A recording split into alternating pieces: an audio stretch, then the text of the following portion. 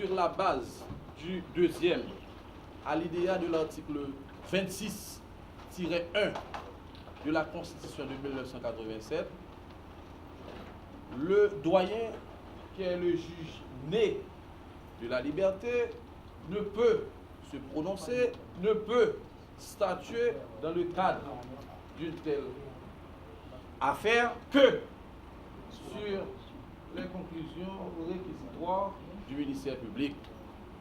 Heureusement, magistrat, nous sommes tout le monde, tous les avocats du Conseil de la Défense et sont contents. Le représentant du ministère public est là. Donc, honorable magistrat,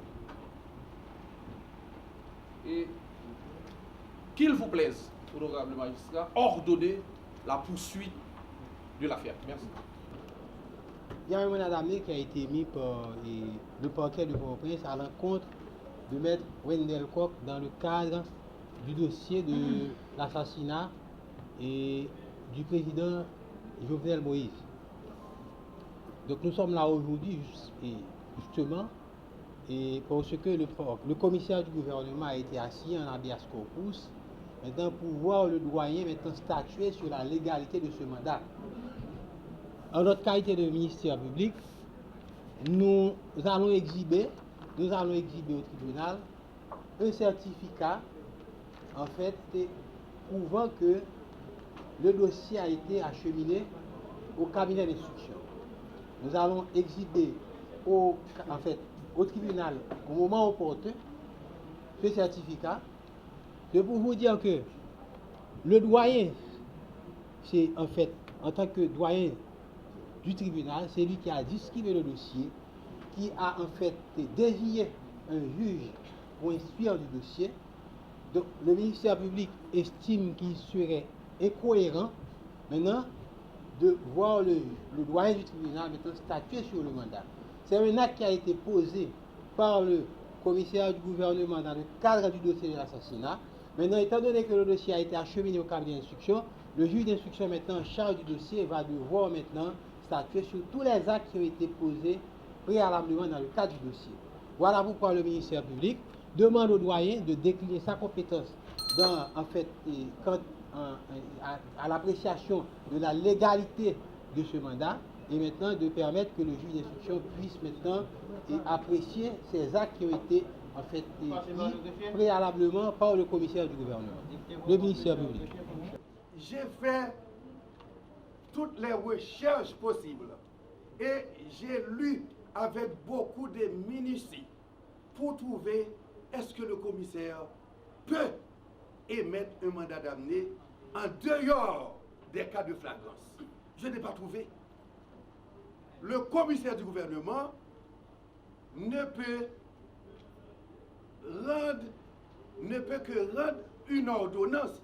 Il ne peut même pas émettre un mandat d'amener. Il peut rendre une ordonnance.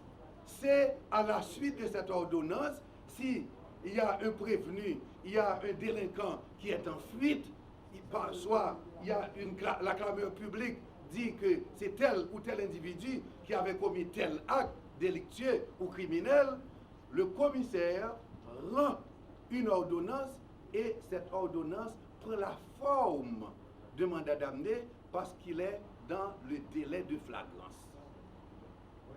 Malheureusement, magistrat, j'ai entendu beaucoup de juristes, de commissaires, d'avocats, parfois qui disent et la flagrance continue, la flagrance. Moi-même, je n'ai pas vu ça nulle part, ni dans les postulats, ni dans les textes, ni dans les doctrines, et même dans les notes jurisprudentielles. Même dans la... Il y a même, non, je parle de notes jurisprudentielles. Donc, il y a ce qu'on appelle l'enquête de flagrance. L'enquête de flagrance ne dure que 8 jours, alors que l'assassinat a été perpétré depuis le 7 juillet. Et plus de 2 semaines après, eh bien, on a émis un mandat d'amener. Magistrat, je pense que juge, doyen de la liberté individuel que vous représentez. Et les caméras sont fixées sur vous. Et je pense que vous n'appartenez à aucune chapelle politique et vous allez rendre la justice à qui la justice est due. Le dépôt des pièces pour rendre sa décision le jeudi 12 août 2021, dès 12 h. Étant donné qu'il y a d'autres affaires en souffrance. Le juge d'Habeas Corpus déclare la cause entendue, ordonne en conséquence le dépôt des pièces pour rendre sa décision le jeudi 12 août 2021. Étant donné qu'il y a d'autres affaires en souffrance.